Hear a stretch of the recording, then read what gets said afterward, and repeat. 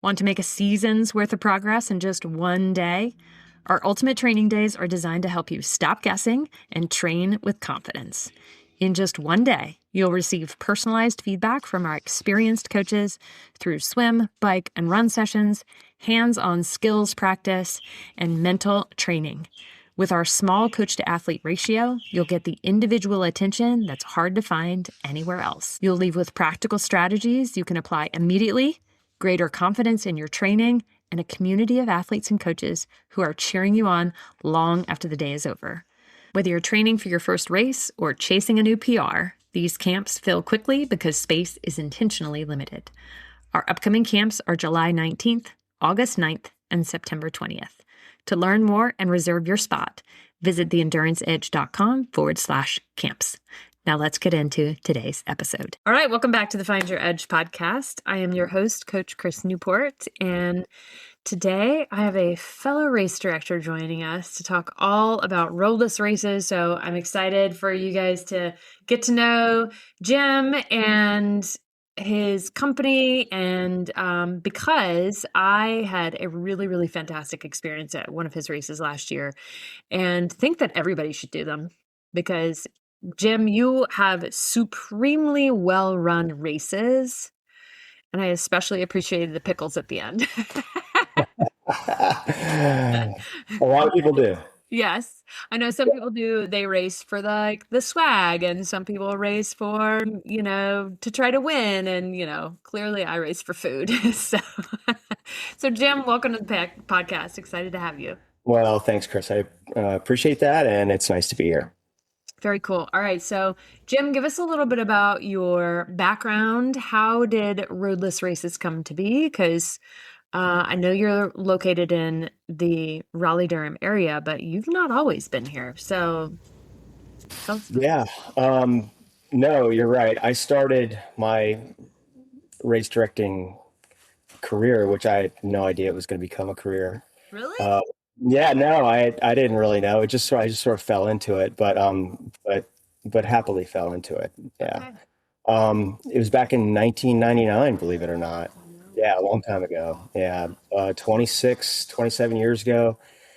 I was actually applying for a job. I lived up in Virginia at the time, in Northern Virginia. And I was applying for a job at George Mason University's Outdoor Education Center. And I'd worked there part-time as sort of a ropes course facilitator, a team development guy, and they were hiring for their adventure programs manager. And so I threw my hat in the ring and had an interview with the director of the facility, and she asked me, "So Jim, if you got this job, what would you like to do in this role as adventure programs manager?" And I was like, "Well, I'd really like to start a freshman wilderness program. I'd like to continue your rock climbing programs and your paddling programs, and I'd like to start an adventure race." And she was like, "Wow, that sounds great. What's an adventure race?" And so I explained it to her. This was sort of in the real infancy of adventure racing back in obviously in late 1990s. And I think the only thing that was around at that point were sort of like the expedition races, like Eco Challenge. I don't know if you remember that with Mark Burnett. And he eventually went to put on Survivor and a whole bunch of other television programs. But I explained that what I would like to do with this adventure race is create an event, a team-oriented event that people would navigate, trekking, mountain biking, paddling, and then there'd be sort of special obstacles along the way. And it'd be a one-day event, sort of what we would call a sprint adventure race, as opposed to an expedition race. And she really liked the idea, and so she's like, "Great, you're hired." So you're like, "Oh my God, what did I just walk into?" Right. So that first year, it took a lot of planning, and I really didn't know what I was getting myself into, but I found out. And the first year went really well. We had 30 teams of 3 that competed, and everyone had a great time. No one got significantly lost, or no one got hurt.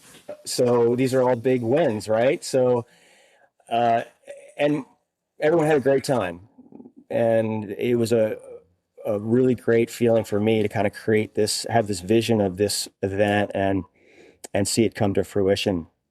And and so it was a big success the first year, and there's like, great, let's do it again. So the second year we did it again, and the second year we had 75 teams of three, so we more than doubled the the entries. And again, everyone had a great time. It was awesome. And then as we were debriefing with the staff at Hemlock Overlook, is where I worked, the director's like, Jim, we really want you to focus on other things. So we want you to drop Venture Quest, which is what the name of this. And I was like, are you kidding? Are you serious? No way. There's no way you want me to drop this. It's been a huge success. And they're like, yeah, we really want you to focus on the paddling and the rock climbing and all this other stuff. I was like, oh man, okay.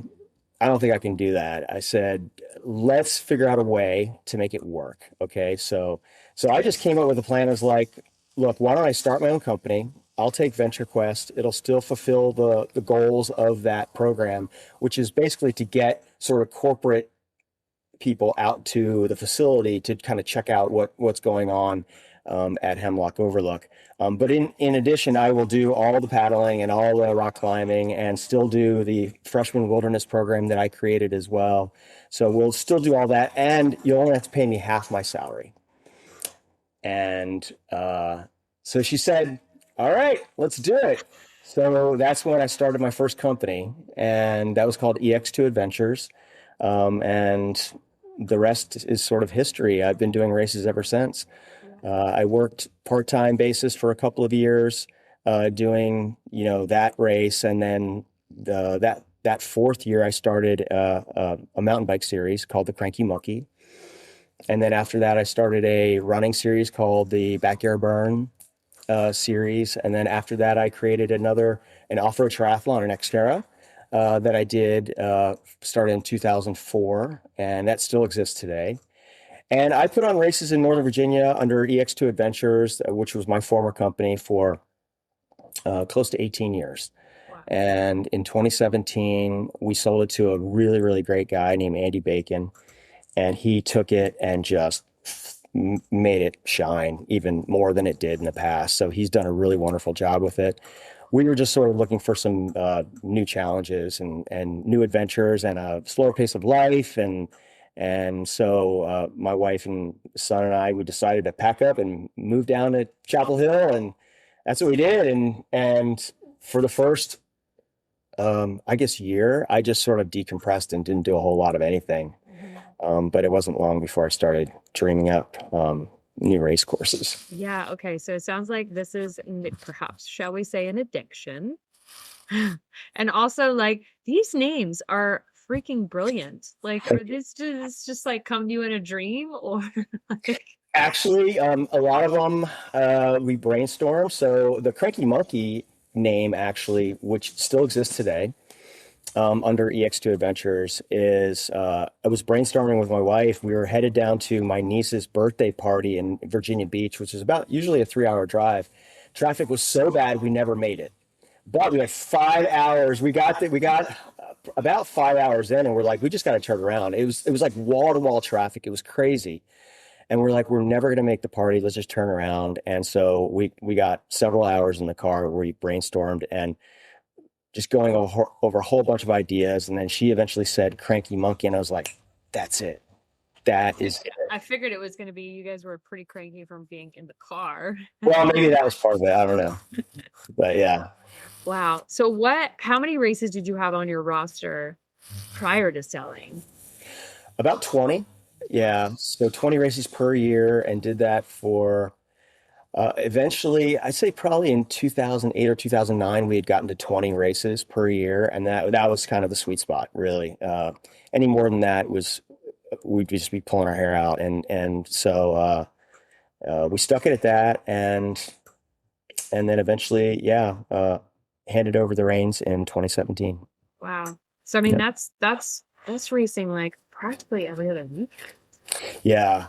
Well, our season was from March until early December, late November, and so about 3 months off, which Yeah. is in air quotes because it's really not off. You're planning. I started planning for 2027 a couple of months ago, so it takes at least a year sort of life cycle to get races up and running. Wow. Yeah, Yeah. so you came down to Chapel Hill and then you kind of decompressed a little bit, but you got the itch again. And then did you think you were going to start another company or did this come out of the blue a little bit? Yeah, I always knew that I wasn't race directing wasn't done for me, you know. So when we came down, I there was one event that I got hired to do sort of on a consulting basis up in Virginia. It was a road bike ride, actually, a charity road bike ride. It went really well. We did that for several years. And then another event, a gravel grinder that I work with, the guy who bought my company, Andy Bacon. I work with him and EX2 Adventures on that, and we do that every year, and that's a very large ride. We've got about 1,200 riders, and that's up in Loudoun County, Virginia. It's called the Loudoun 1725 Gravel Grinder. Loudoun County being right outside of Washington, D.C., and it has the largest and oldest network of gravel roads in the entire country, over 300 miles. It's very impressive, and the gravel is absolutely stunning. I mean, there's so much history there. There's Civil War, big rock walls, the same footprint for the road for a lot of the roads that were back in the early 1700s. 1725, referring to the year that area first developed. So Loudon 1725 gravel grinder, and it benefits the the whole the cause really is to preserve the gravel in Loudoun County. So we donate a portion of the funds to that. So to that cause. Yeah. So it's Yeah. great. Yeah, And I get that's to work with my old, staff, so I get to see, it's like a little reunion. It's awesome. It's great. oh, that's so cool. Yeah. Yeah. So 1,200 riders for that. I think that just passed, right? It's in August? It's in June. Yeah. It's in June. Okay. That was It's in in June. Yeah. June. Because I remember you were telling me about that. I was like, oh man, maybe I'll have to get a gravel bike. And you're like, no, no, no, I do it on my mountain bike. Yeah. I don't even own a gravel bike. I don't own a road bike. I am a mountain biker, and I love mountain biking. I got to tell you, I really do. I just went for a ride this morning, and I live in Briar Chapel, Yep. which you've Oh been there yeah. probably. Like literally right outside it. Like it's part of your neighborhood. Yeah, I mean, when we were looking at the lot here in Briar Chapel, we were literally standing there, and the real estate agent was explaining sort of, this is going to be the last home on this street, and we could obviously tell that, but and there's a lot going on here, a lot of events and all that, and then all of a sudden, four mountain bikers go riding by within, I'd say, 50 feet of where we are, and I was like, what's going on right there? What's up with that? And she said, oh yeah, by the way, um, there's 15 miles of trail here, and eventually there's going to be over 20 miles of trail. And I was like, oh, okay. And our son was 7 at the time. And that sort of coupled with the fact there was kids running everywhere, and we were looking for that sort of environment for him. It sort of all came into place, and we decided to move here. That's really cool. Yeah. So when did Roadless Races officially kick off? And what was your first inspiration? Uh, well, I mean, I think just living here and riding the trails are 100% legit too, and you You did don't have a see couple them. of races in Briar Chapel. So like that, Yes, how cool is that you literally like roll out of here? extremely. You're on the course. Yeah, it's very cool. Yeah. So I literally drive 2 minutes to the staging area, and so if I forget something, I'm like, all right, I'll just run home real quick and get it. So it's Yeah. it's awesome. Yeah. Yeah, I think I wanted to create something in the neighborhood, and there was a demand for that, and the homeowners association really wanted that. I really feel like they embrace events in general, but community gatherings, and so it fits right in sort of the mission of what Briar Chapel is all about. And so I was like, hey, I've got some experience putting on races. Do you mind if I go ahead and do one? And they're like, sure, A little bit of experience putting on races. yeah. And so did it, and it was a 2, 5, and 10 mile, and didn't have any staff at the time. A whole bunch of my staff from EX2 Adventures came down and helped me put it on, which was really cool. And my brother still comes down. He still comes down for every single race. He lives up in Virginia, and like every single race he comes down, and he just does it because he loves it. And I love the fact that he comes down. It's really, really nice of him to do that.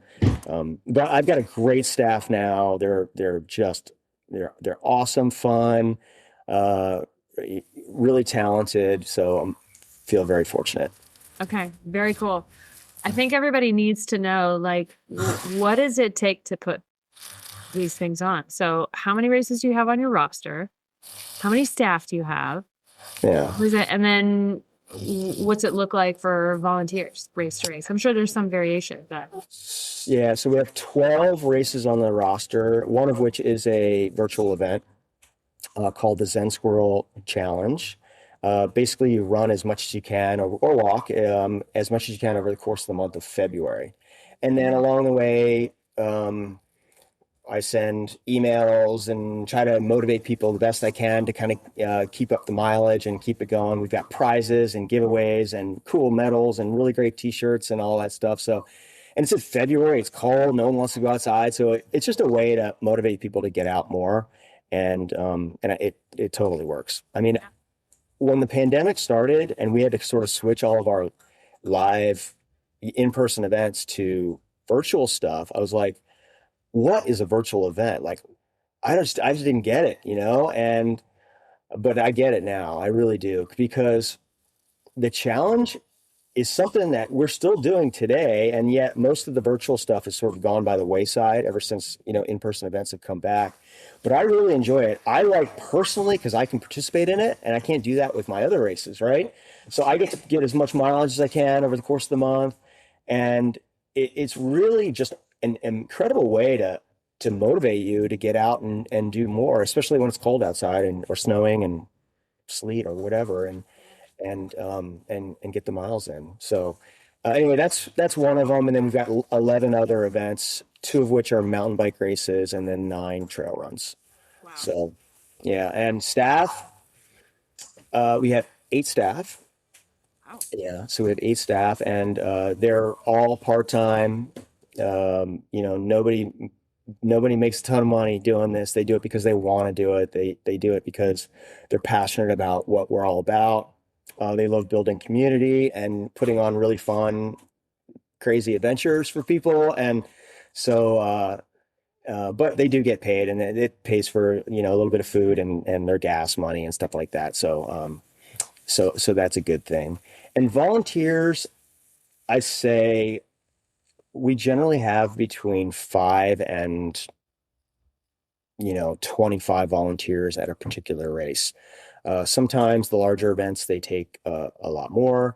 Like the gravel grinder that I was talking to you about, the one that I partnered with with EX2 Adventures. That's gonna be huge. Yes, it's massive. We have, I'd say, almost 100 volunteers for that one, and multiple aid stations with all different types of food and catering, and like it's a very involved, a ton of fun, but nothing quite that large here with Roadless Races. So, but yeah, volunteers, they just come, and I think it's just really important to treat the volunteers well, and we give them sort of discounts into future racing, race t-shirt, and our t-shirts are really, really nice. They're really nice. Yeah, I do have nice t-shirts. I can attest to that. Yeah, they are. They're nice. And our logos are cool. And but really, I think more than anything, it's putting them in roles where they're going to be really used. And I ask for what their sort of skills are. So if they've got medical experience, I'll put them at a far off aid station, so if anything goes down, then we've got a first line of defense right out there. And I know that I've got a doctor or nurse or EMT or something that's out there, in addition to, the medical professionals we have on site. But Some are big mountain bikers or runners, and so I'll have them, sweep the course, because we need that as well. So some are just great with customer service, so they'll be on check-in and helping pass out water and Gatorade. So Yeah. So it is it's quite the operation. Yeah. yeah, I'd say. Yeah. Very cool. The t-shirts and the medals and whatnot reminded me of when we talked about this when we chatted a few months ago. What's your Thanksgiving race? Uh-huh. Tell us about that event and how unique it is in terms of the swag that they get.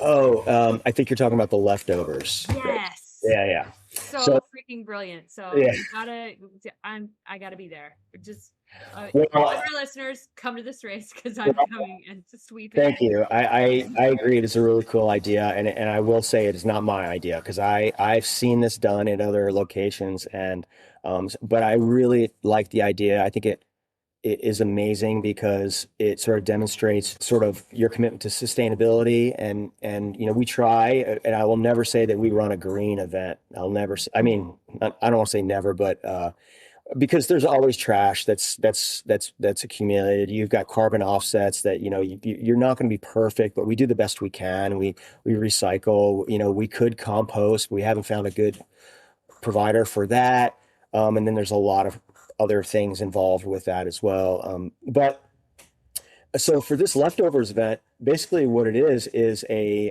5K and a 10K. It's 2 days after Thanksgiving. We do a turkey trot too, by the way. But this leftovers race is 2 days after Thanksgiving. We take all of our t-shirts that are left over from really from any of the races in the past, and we lay them out on tables. So you've got a table of, unisex small, a table of women's medium t-shirts, a table of youth large, and whatever size you are, when you're checking in, you go over to that table and you just pick whatever one you want from a past race. And when you finish when you check in, you get a bib from one of our past races. It could be a half marathon bib. Yet you're doing the 5K. It's all good.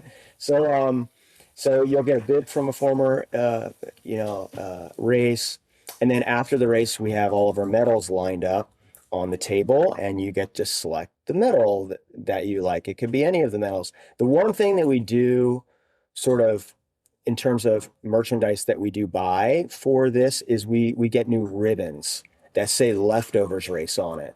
And we take the old ribbons off the other medals and we put the leftovers ribbon on there. So it's kind of like, if you're a football fan, I don't know, but it's like the Pro Bowl, where like all the athletes have their team's helmet, but they've got the AFC or the NFC jersey on, right? So it's the same jersey, but the different helmet. It's kind of how I think of it, but it's really cool. And I think people really enjoyed the theme of it and the fact that we were reusing and sort of repurposing all of our swag, and just wasn't going, it was being put to good use. Yeah. That is so stinking clever. And is it still trail run event? It is, yes. Yeah, 5K and 10K. Mm-hmm. Nice. And Briar Chapel, I would assume. In Briar Chapel. Briar Chapel. I love it. Cool. Yeah. So most of your races are local to the RDU area, but I think you have a few outside of town. Well, a few, right? We do, yeah. We've got, so I'd say the furthest we go is Burlington. Okay. So there's Cedar Rock Park, right in Burlington. There's another one in Snow Camp called Cane Creek, and Cane Creek is actually our next race. And this event, so that's a little bit further away from Chapel Hill. And we also are at Harris Lake and Lake Crabtree, which is now 286, which will be Haley's Branch. Oh, wow. I don't know if you know about the whole Lake Crabtree thing, but the Lake Crabtree trails got closed. So, but they had the 286 trails, so we did a running race there. And in the future, they're going to be redesigning those through Torque, the Triangle Off-Road Cyclist, and Wake County are investing quite a bit of funds and resources to redevelop that area, because a lot of those trails they're like fall line trails. They're not super sustainable. Yeah. So they had IMBA. My husband and I call them Billy Goat trails. Right. They, they're a little rough. Oh, Little rough, little rough. So they're going to put in a stacked loop system where you have the beginner, intermediate, advanced. oh, that's Um, fun. Yeah. yeah, it's going to be great.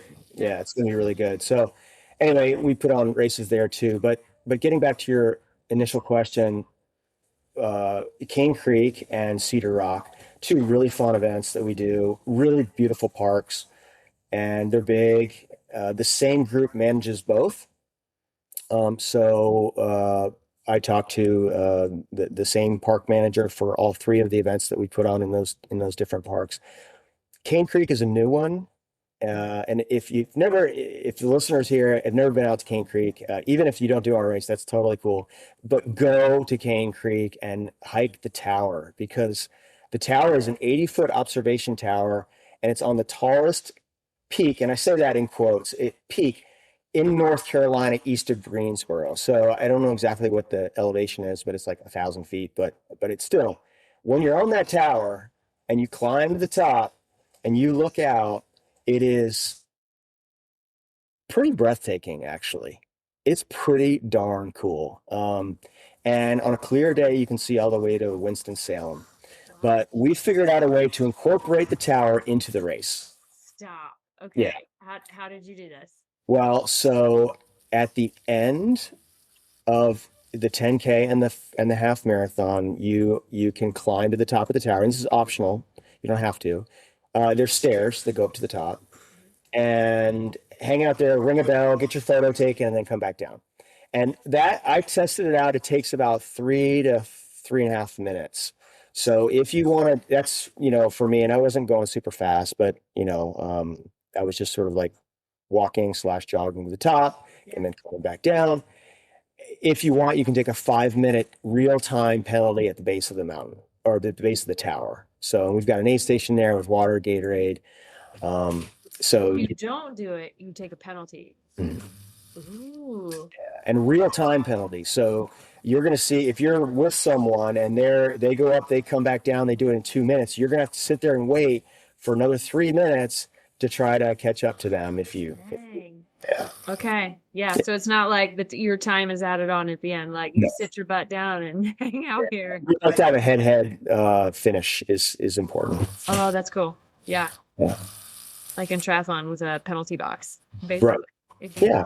you know, Pretty much. go up there.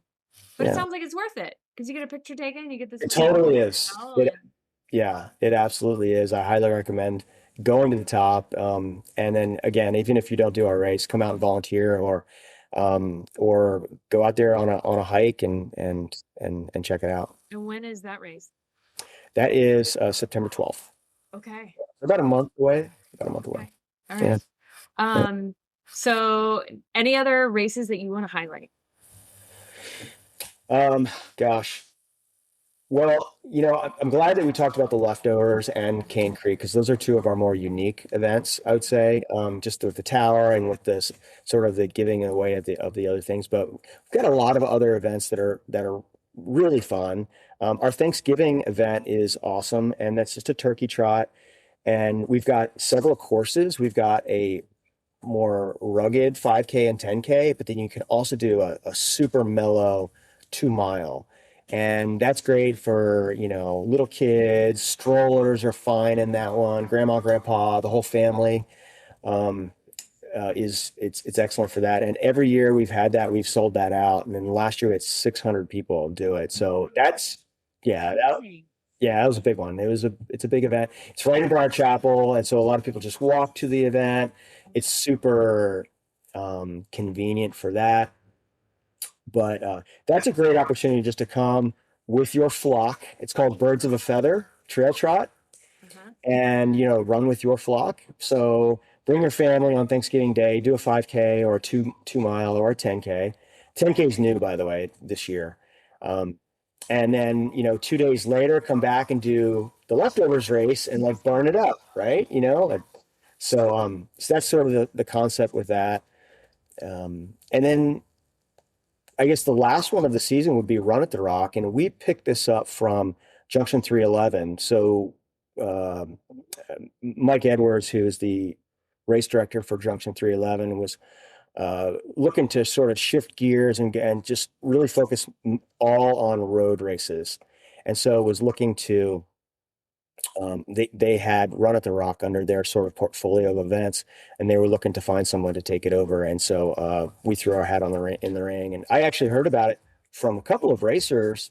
I didn't even know about it, and they emailed me, said, "Hey Jim, you should check this out. I don't know if you'd be interested or not." And so I got in touch with Mike, and we talked, and eventually we were able to to make that and pick that up, and so we've had it since 2022. Yeah, That's really cool. yeah. So you've got quite the unique selection of different races, mostly in this area, but a couple outside of the area. And now let's talk about like things that you wish that people knew about race directing. So I want to hear your point of view, especially since I have one race, Jim. Yeah. You have at some, and I don't have any plans to have any more because I admire what you do, and it's so much. So tell us the things that you wish that everybody knew about race directing.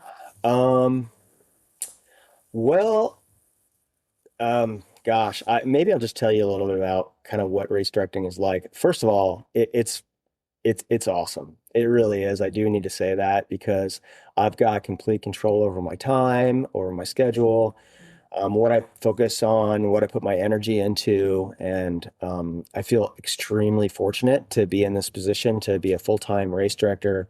Really, since 2004, I've been a full-time race director, and it's been a blessing for sure. I'm very thankful. It is hard. The first race that we did, Venture Quest, going back to at the beginning, Yeah. I remember I got 15 minutes of sleep that night. If you can call it sleep, it's more just close my eyes and woke and open them back up again.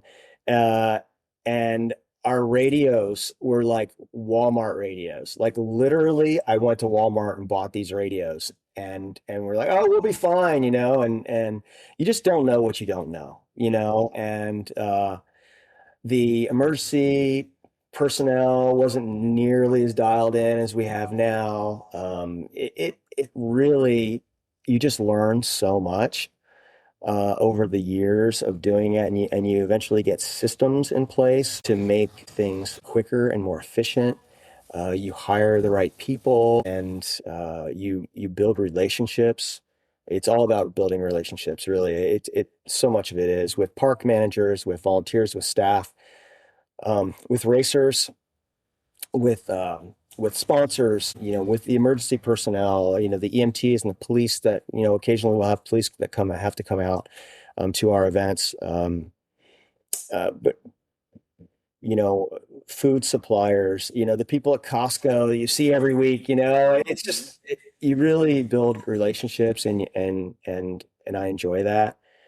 And it's just building community, really, is what it is. And I feel like it's probably the thing that I'm most proud of, really, when I think about it. Looking back on EX2 Adventures,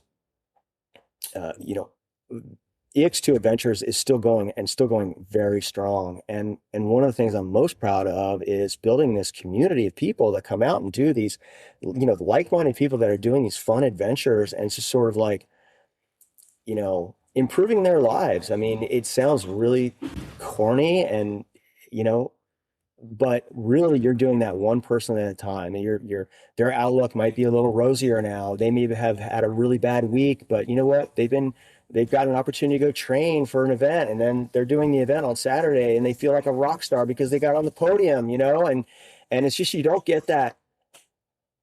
It's nice that we can facilitate that, so people have those feelings, because that, and just sort of the community that we're building is really what it's all about, so yeah. That's amazing. You can tell that you are clearly very passionate about it, and race directors like you are what are going to keep races around. And obviously, having the athletes, but you're clearly a magnet for attracting athletes who are really wanting that type of community, which I would love to hear how you can transition some people from road to trail.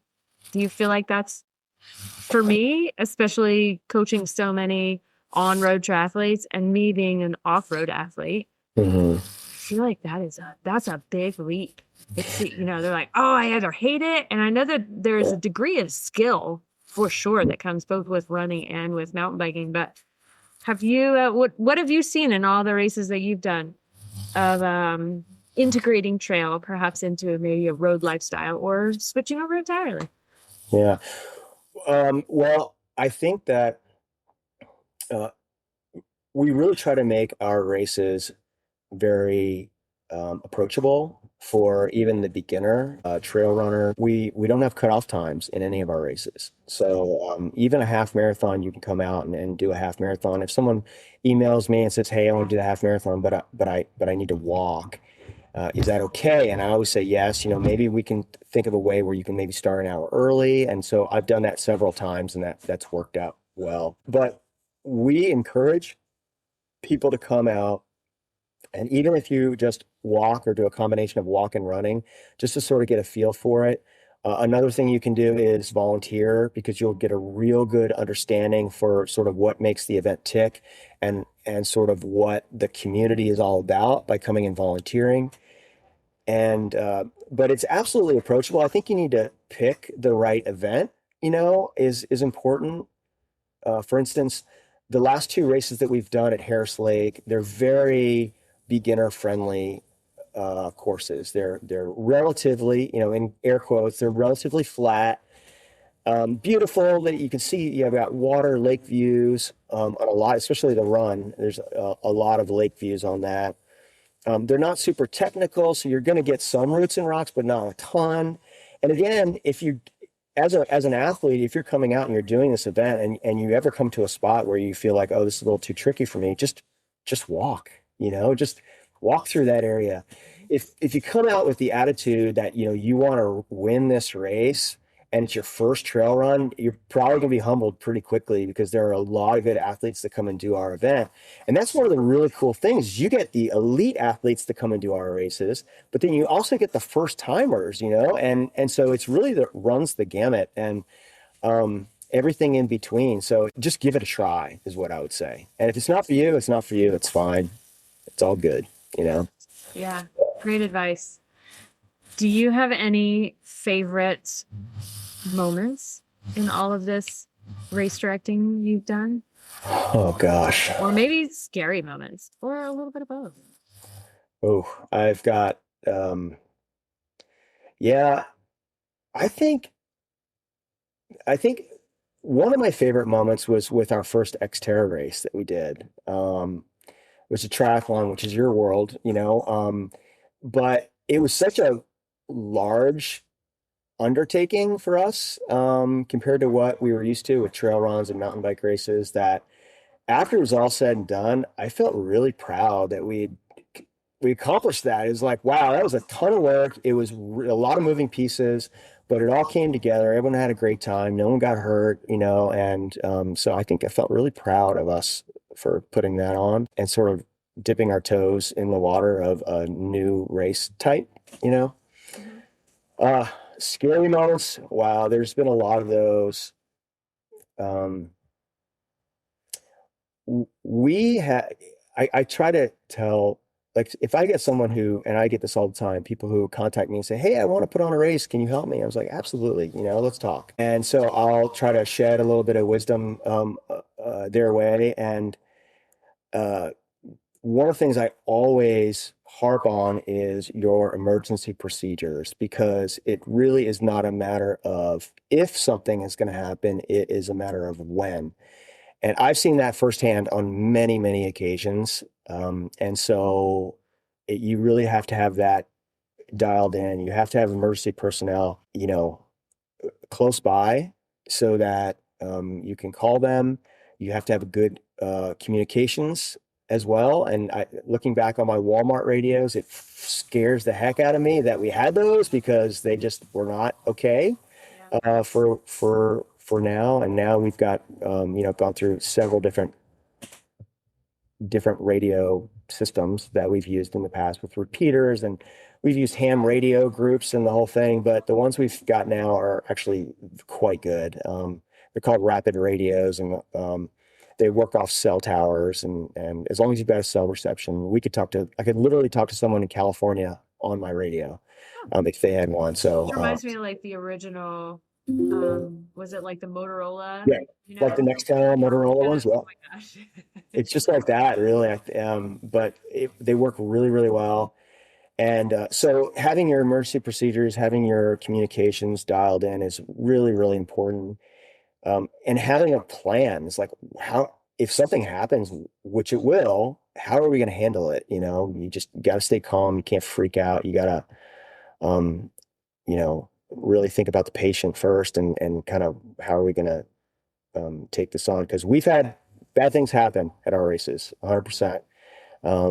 And luckily, we were able to respond in a way that. And I mean, I guess that's just sort of the inherent risk, not only just of racing, but just of life. Like, there's inherent risk every time you get in your car.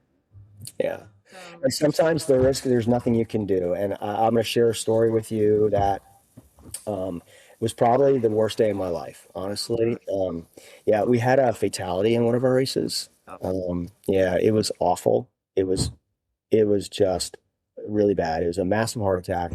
Nothing we could do about it. There was plenty of resources that went into helping that person, and it just there's nothing we could do. And I'll never forget it, and never forget it. And what it reminds me, though, is whenever I think of like, oh, we don't need that, like maybe we don't need that. And if it involves around safety, it's like, oh no, we need it. yeah. Yeah. Yeah. So just a reminder that safety first, basically. Yeah, pretty much. Yeah. And like I said, from my experience with your events of like everything's super well marked, everything is athlete communication is stellar. And you guys, I want a free race entry because I gave Jim a review. Yeah. And I don't like when I give people reviews, I'm not like, oh, he was great. Like I give very specific Yeah. examples of, interactions with volunteers, pickle juice, like.